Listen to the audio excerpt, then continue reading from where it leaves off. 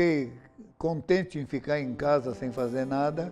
Aí fui convidado para trabalhar com uma firma de um amigo, corretor de imóveis, onde eu fiquei mais 27 anos trabalhando com corretor de imóveis.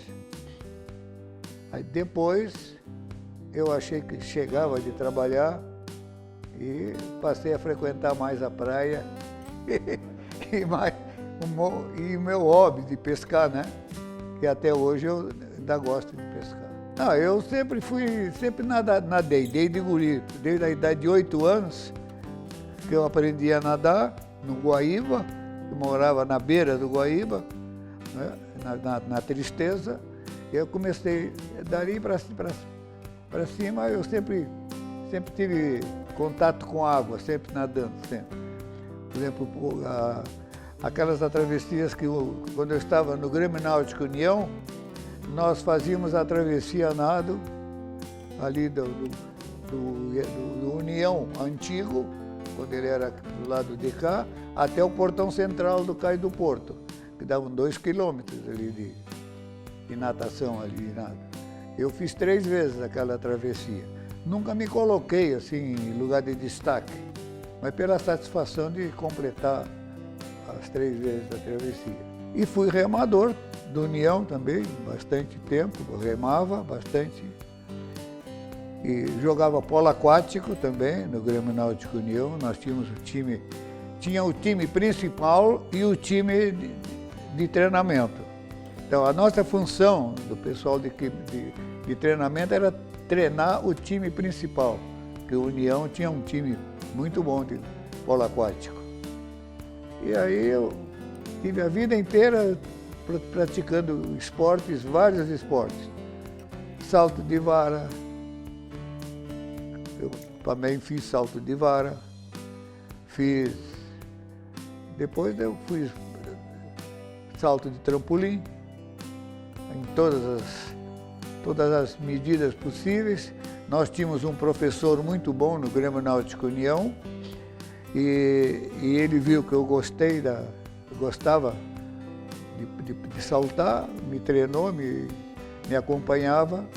Só eu não cheguei nunca a ser classificado porque tinha alguns defeitos que eu não consegui me livrar deles.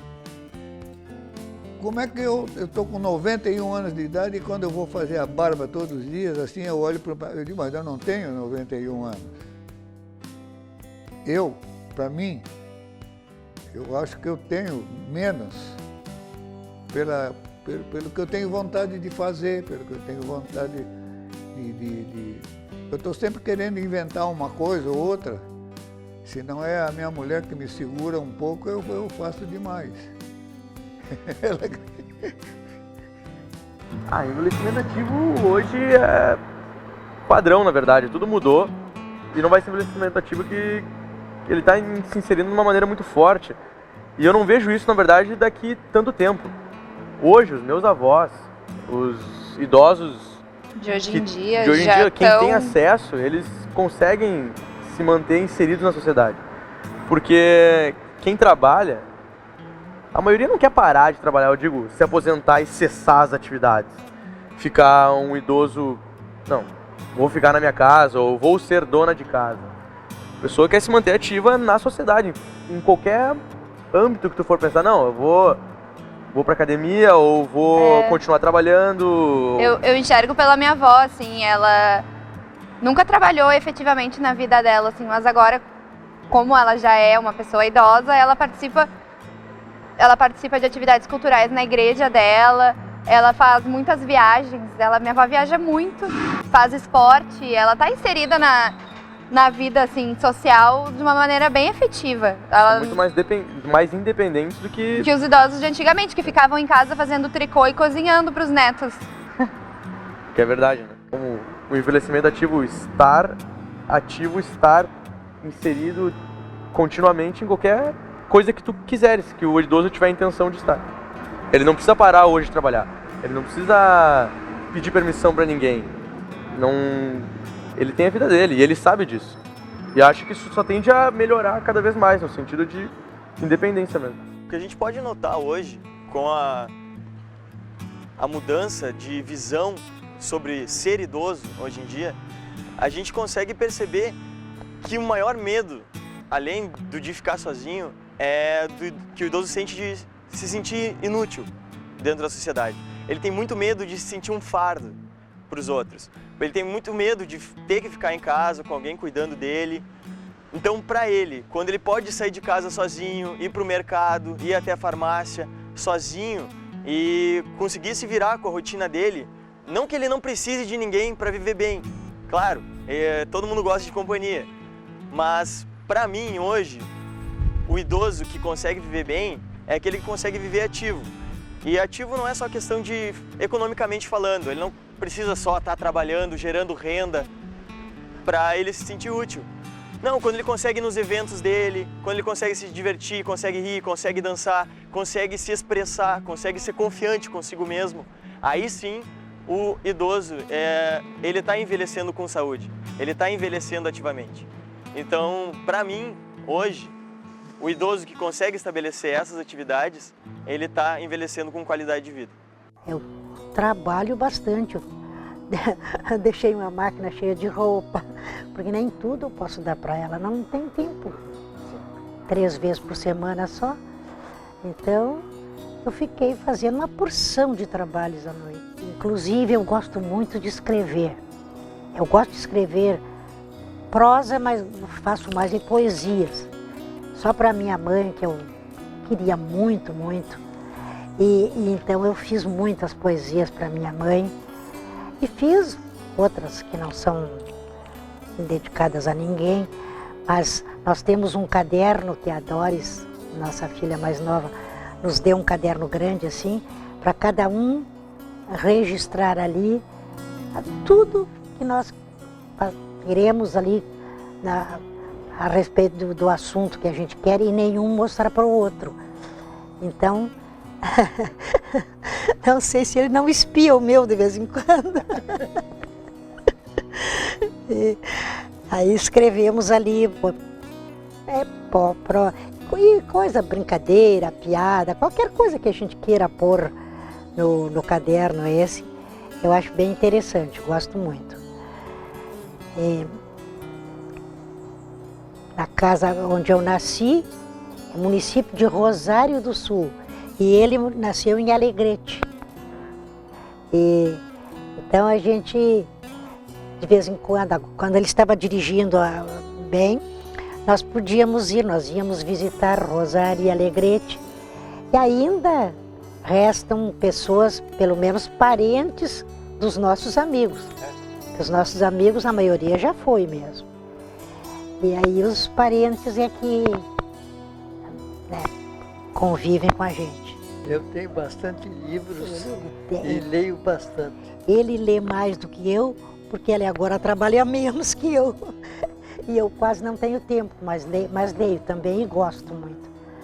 Antigamente, eu chegava a ler até quando faltava luz, eu lia com luz da lua, de tanto que eu não queria interromper a leitura, né? Olha, eu gosto muito de plantar, de cultivar flores. Então eu passo o dia mexendo numa plantinha e noutra, trocando de vaso, fazendo uma muda ou mudando de um lado para outro. Assim. Inclusive ele traz planta de toda parte onde a gente vai, um galinho, uma mudinha. Ele trouxe da Dinamarca, pegou no jardim deles, do hotel, olha e pega tudo. Ele trouxe da Califórnia, pegou também. Então, tem gosto de colecionar plantas de longe e consegue, porque às vezes não se adapta, né? Eu ia entrando no hotel na Dinamarca e estavam plantando uns bulbos. E o cara derrubou um bulbo, eu peguei e continuei com ele na mão e plantei aqui em casa. Tem até hoje. Dá uma flor vermelha muito bonita.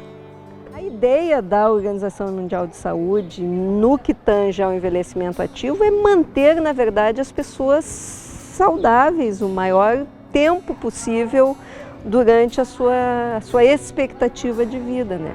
Porque o que nós tínhamos antigamente era uma diminuição do tempo de vida saudável e um tempo bastante grande de vida dependente, né, de sobrevida, de sobrevivência, vamos dizer assim, sem saúde, né?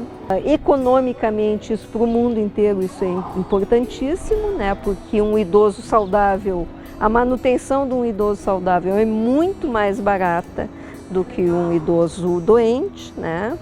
As doenças crônicas que são comuns no envelhecimento, elas são mutilantes, elas são dependizantes, nem sei se existe essa palavra, mas elas tornam as pessoas dependentes em vários aspectos, né? Então, a ideia do envelhecimento ativo, e aí é óbvio que a gente enxerga se é manter saúde, se é manter a pessoa saudável, e a gente sabe todas as repercussões de saúde sistêmica sobre a saúde bucal, a gente conhece isso. Bom, fazer esse link no momento em que tu entende que manter idoso ativo é ter uma perspectiva de manter idoso com saúde, aí a ligação com a odontologia ficou, até para a burrinha aqui, muito mais fácil, né?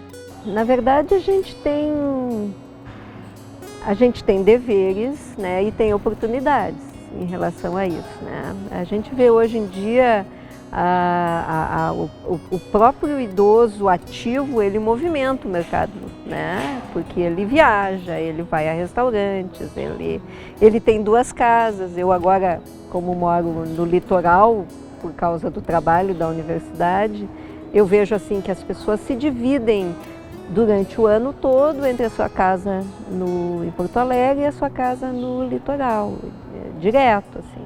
Então, as pessoas ativas, elas movimentam os mercados, né? Então, essa é a nossa oportunidade, né? Agora, aquelas pessoas que não conseguem se manter nesse patamar de consumo, de meios de produção, a gente tem ainda pessoas mais velhas que continuam trabalhando, se aposentam de um lado, continuam trabalhando, mesmo no âmbito da família, cuidando de netos, carregando neto para cima e para baixo, fazendo trabalho voluntário. Isso na Europa, nos Estados Unidos, tu não vai a um museu, a uma sala de espetáculo em que os voluntários que trabalham naqueles museus e salas de espetáculo sejam jovens, são todos idosos, são todos com mais de 70 anos, né? Ainda agora, nos Jogos Pan-Americanos, as pessoas fizeram uma entrevista com uma senhora que recebia, na sessão de encerramento dos Jogos, recebia os atletas dançando. E era uma senhora que tinha 80 anos. Né? E ela era... o que a senhora fazia? Não, eu era bailarina. E ela, então, eu sou voluntária nos Jogos, né, exercendo a profissão que eu sempre exerci. Né? Então, dançava e recebia com toda alegria as delegações. Né? Então, essa é a nossa perspectiva, é a coisa boa do envelhecimento. Mas nós temos a responsabilidade óbvia, como sociedade civil, né, de manter o idoso que não consegue ter a sua vida isoladamente ou independentemente, né? Ele tem que ter o apoio da família. Quando não é possível da família, a sociedade tem que amparar esse idoso, né? Até bem pouco tempo a gente até pensava que não, que o idoso ele era alguém que estaria mais dependente da economia do que como sendo um agente econômico, né? Mas hoje a gente vê, é só tu botar o pé num avião e ir para algum lugar, tu vê que sempre tem um grupo de idosos fazendo as suas viagens, mexendo fazendo cursos. Agora eu vi há bem pouco tempo uma propaganda de um curso de inglês que é voltado para pessoas com mais de 60 anos. Você que nunca teve a oportunidade de aprender inglês, vem aprender inglês conosco. E aí o que eles fazem? Eles viajam, eles passeiam, eles fazem a prática do ensino da língua em uso mesmo, né? Então, vai comprar um refrigerante no bar, vai no médico, eles simulam situações em outra língua para pessoas idosas, né? Então, é super interessante, né? Então, assim, o próprio aumento da quantidade de pessoas mais velhas obrigou que a sociedade toda se reestruturasse para isso, exatamente porque esses idosos agora têm um papel de movimento mesmo na sociedade. Eu falei, assim, de gente de classe média alta, mas se tu for pensar que mesmo nas camadas menos favorecidas, às vezes o idoso é o único que mantém um ganho fixo por mês, em termos salariais, em termos de financeiros mesmo, né? Então, assim, obviamente, o papel do idoso nesta microestrutura é extremamente importante, porque é ele que dá o subsídio, é ele que garante mesmo a comidinha na panela durante todo o mês com a sua aposentadoria, né? Hoje em dia, a perspectiva do idoso permanecendo ativo, em termos de movimento da economia, é espetacular. E, por outro lado, a nossa garantia previdenciária de aposentadoria para todas as pessoas que trabalharam, ela mantém o idoso com uma fonte de renda que é muitas vezes a única fonte de renda da família, né?